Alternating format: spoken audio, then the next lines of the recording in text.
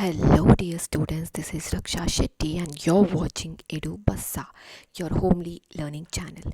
So, in this video, we will be concentrating on the chemistry chapter of 9th standard called as Matter in Our Surroundings.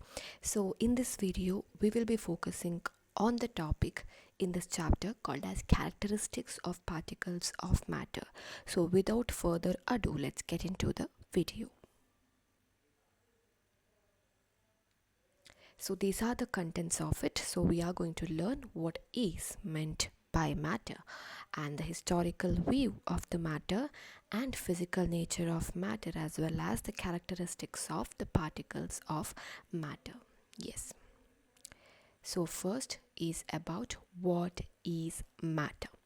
So matter is nothing but anything in the universe, be it anything in the universe, it includes everything in the universe which has got mass and which occupies a particular space. If I have to give the example of a chair,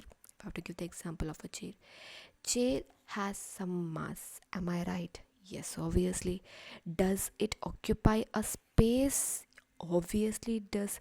So whether it is a matter or not, yes, it is a matter. So everything in the universe which has got mass, some weight, and which occupies space is called as what? Matter. So example, air, you might think air we cannot see through our naked eye, so it is not a matter. No, it is a matter, students. It has space and it occupies mass, hence it is a matter. It is a matter. You might not see it through your naked eyes, but it is a matter. It does have mass and it does occupy the space. Okay, what about water? Even water is matter. Food is matter. Stone obviously is matter. Clouds is made up of matter. Stars, plants, animals, etc. What about smell? Whether it is matter? No, it is not matter. But for them to travel, matter is important. What about sound? Sound is also not matter. But in order for the sound to reach each of us, all of us, matter is important. For the traveling of the sound, for the propagation of the sound, the matter is important. But these are not matter, whereas anything which has mass and if it occupies space, then it is called as matter. Sound doesn't have mass and doesn't occupy any space. Smell doesn't have mass, it do not occupy any space, so it is not matter, right? So the properties of the matter, if they ask what are the properties of matter, what will you write? So the matter has got mass as well as volume, right? Yes. Next is the introduction part of it. So the early Indian philosophers said that matter is made up of panchatattva. Panchatattva means 5 elements. Okay, the matter is made up of 5 elements. Which are those 5 elements? Air, earth, fire, sky, water. Whatever they said is not completely false, right? It is true. Okay, it is made up of panchatattva, air, earth, fire, sky, as well as water.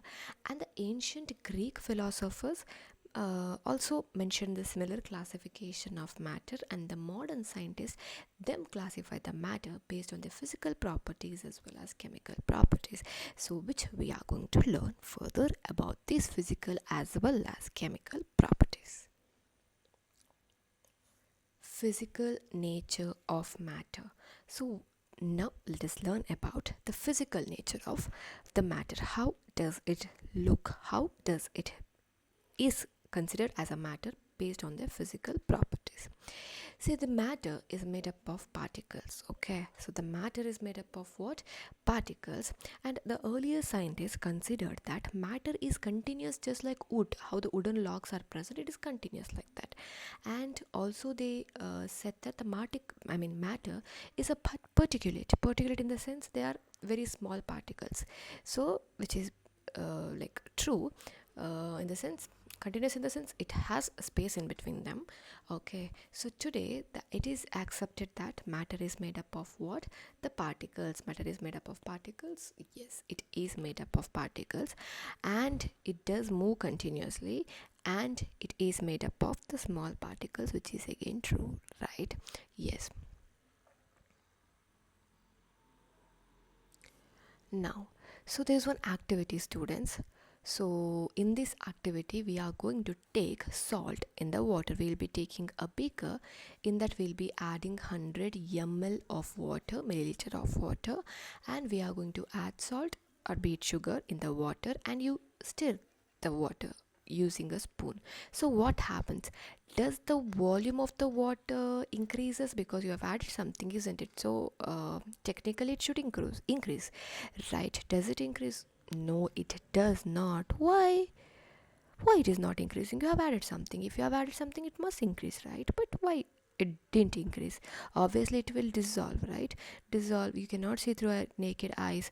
You if you taste it, you can find out that it is the sugary water or the salty water. What exactly happens is nothing but in between the water particles there will be spaces, right? So in between the spaces, these what sugar or the salt particles will be present, hence the water level will not rise up. Okay, and water level will not rise up, right? Yes. Okay, so yeah, so from this experiment what did you understood? That particles are very small. The particles of the matter of the sugar is very small, hence it can occupy the space, whatever the space that is present in between the another matter, right? Water, isn't it? In between, water is also a matter, and you know that in the matter is made up of small particles. Obviously the particles are small, and in between the particles the gap will also be present, right? From this experiment you understood the spaces will be present, and that spaces is filled by another matter, which is basically the salt, and which again proves that salt is also made up of the matter, and it is also the particles are really small, which proves that the particles are really small, and there's space in between the particles, which space the matter of the salt does occupy, right? Yes. Next is about the activity 1.2. In this I am going to take the potassium permanganate, which is basically the purple colored chemical. When you add to that of the water, it turns purple, okay, which is used as a disinfectant. Basically it is used as a disinfectant, right? Now listen, so what I'm going to do is nothing but I'm just going to take 2 to 3 crystals of the potassium permanganate. In how much ml of water? In 100 ml of water I am going to take just 2 to 3 crystals of potassium permanganate. When I am going to take 2 to 3 crystals of the potassium permanganate in 100 ml of water, what is going to happen? So the entire water will color which color? Purple color. So which shows that the particles of this matter, which matter? The potassium permanganate's particle did spread, isn't it? So hence the entire water had become colored, isn't it? So now what I will do, out of this 100 ml of water I will take again 10 ml of water, and in the standard flask, just imagine in the standard flask I'll take 10 ml of water up to the mark. If it is 100 ml, up to the mark 90 ml of the water I am going to add. Okay, up to the mark 90 ml of the water I am going to add. Again it will be colored. Again 10 ml I will take, 90 ml of the water I will add. Again 10 ml I will take, 90 ml of the water I will add. So I'll repeat this for about 8 times. So at the end of the 8th time also, the beaker which has water will be colored. Which color? Purple color. What does it show? It also again shows that the matter is made up of very, very, very tiny particles of the matter. The particles are really small, isn't it? So which shows that the particles of the matter is very, very, very small, and again it spreads out, right? From this experiment what you understood is nothing but the particles of the matter is very small and it spreads out throughout. Okay, it is very small and it spreads throughout in the sense it takes up the spaces in between the particle of this matter. Which matter? The matter which is nothing but the water. Am I right? Yes. I hope this is clear. So conclusion, the particles of the matter are extremely small and they divide into smaller particles and it will spread throughout. So the millions of the particles are present just in one crystal of the potassium permanganate. Am I right? Yes. Okay, so next is about the characteristics of the particles of the matter. So next we are going to learn about the characteristic features of the particles of the matter. So we have already learned that particles do have space in between them. Am I right? We have observed that with the experiment of salt, sugar, Dettol, potassium permanganate in the water. So if I add the salt to that of the the water, or the sugar to that of the water, or the Dettol to that of the water, or the potassium permanganate in that of the water, what happens? It will eventually spread out, isn't it? Why does it eventually spread out? Obviously it is the particles are really small, and in between the particles of the water there is some spaces. So since the particles are really small, it takes up the spaces that is present in between the particles of this water. So this experiment shows that the particles have space between them. Am I right? You prepare tea at home, coffee at home, lemonade at home. So the same way you're going to prepare, because the particles of the sugar, the salt, the lemon mix into the spaces in between the water molecules. So if the water molecule, if this is the water molecules, in between the water molecules there is spaces. So when you add the tea powder or the sugar powder, whatever, or the lemonade, it takes up the spaces in between these water particles. Okay, I hope it is clear. So the next is about the particles are continuously moving. So one thing, particles do have space in between them. Next thing is nothing but the particles are continuously moving. So it does have the kinetic energy. What is kinetic energy? What is kinetic energy? And kinetic energy is nothing but the energy by virtue of its motion, isn't it? So the particles do have kinetic energy, in the sense they do have the motion, they do exhibit the motions, in the sense they are every single time they are moving, they are not staying constantly, they are never at rest, they are every single time they will be moving. So the particles do possess the kinetic energy. So what happens to the kinetic energy when it is heated? So on heating, the kinetic energy also increases. Okay, the particles will move faster, the particles will move faster. Okay, next. So next is about the next activity, incense stick in that of the air. Incense stick is nothing but agarbatti. Okay, so what I am going to do is nothing but agarbatti, the incense stick, when I mean it is not lit in the lit in the sense it is not, burnt. So when it is kept as it is, what happens? The distance, up, I mean the smell will not reach to the distance, isn't it? When you are going to be there a little bit far away from the agarbatti, obviously you will not get the smell. But what happens when you lit the incense stick? The gas will come out of it, isn't it? So through that gas, the particles, through the air, what it happens is nothing but by the process of diffusion. So the particles of the matter will constantly move and spread throughout the room, right? So by this experiment, what you understood is what you understood. So that is nothing but the particles of the matter, obviously it is continuously moving. So it does move with the help of the air, right? With the help of the air it is moving. See, smell is not matter, but the smell can travel with the help of the matter called as air. Am I right? Yes. Okay, fine. Now so it does move with the help of the air by the process of diffusion. What is diffusion? So diffusion is nothing but, see, the particles of the air will be present, isn't it?